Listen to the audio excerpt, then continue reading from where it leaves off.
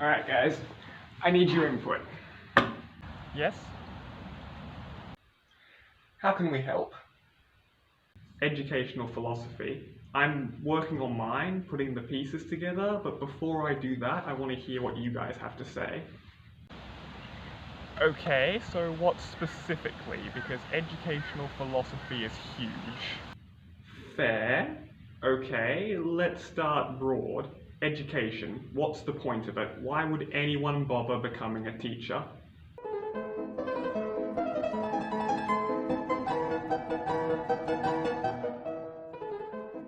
Education is what separates us from the animals.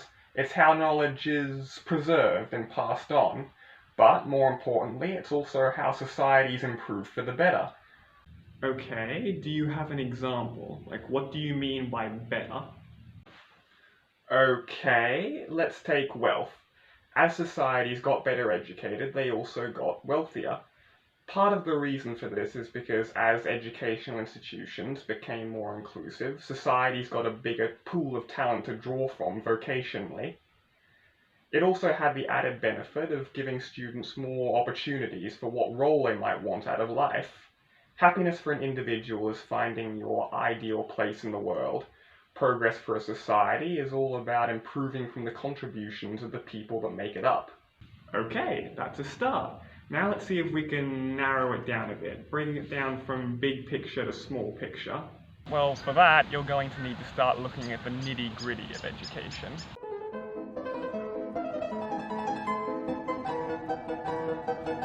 Which is? The interaction between teacher and students. I've been doing a lot of thinking about what the ideal motivation is for teaching, and I think a lot of it comes down to care. Caring is what motivates us to really want the best for somebody, but it also gives us the humility to let them decide what might be best for them. Okay, so how do you care? Good question, but not really the best approach. You can't follow some 7-step program to care.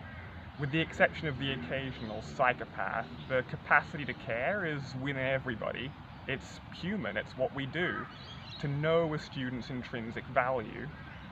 Not just in terms of talent, which is what Dewey focuses on, but as a person. Alright, this is good. This has been helpful. I think I'm starting to piece together my own educational philosophy.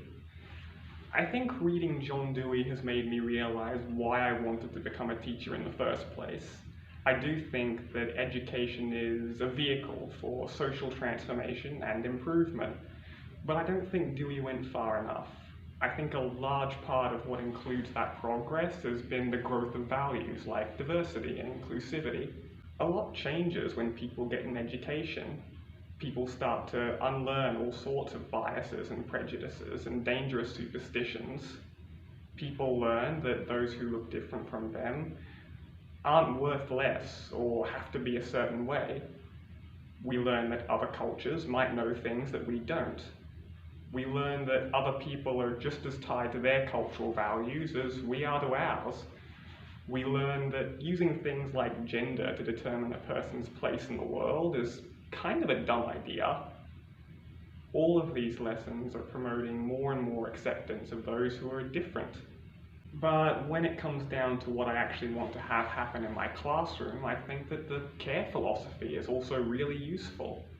I think that if a teacher doesn't care about their students, well then why would students care about what the teacher's lesson is?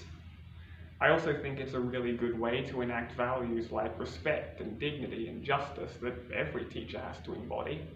It also got me thinking about social justice philosophy and how I would like to see that incorporated into my classroom. I think that social justice has many admirable aims. I like the way that it's seeking to meet students' needs and make sure that everyone benefits from the opportunities and outcomes that education provides. But I also think that there's a strong focus on collective identity that, while well-intentioned, is also mistaken. When you think about someone you care about, you don't usually think of them in collective identity terms. Most of the time, you think about them in terms of things like interests, personality traits, perspectives, habits, and quirks. These are the things I want to pay attention to in my students because I think these are the things that should be influencing educational outcomes.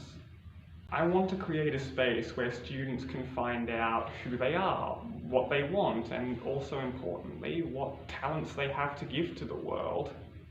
And hopefully, both myself and my students can leave the classroom more knowledgeable and well equipped for the world than when we went in.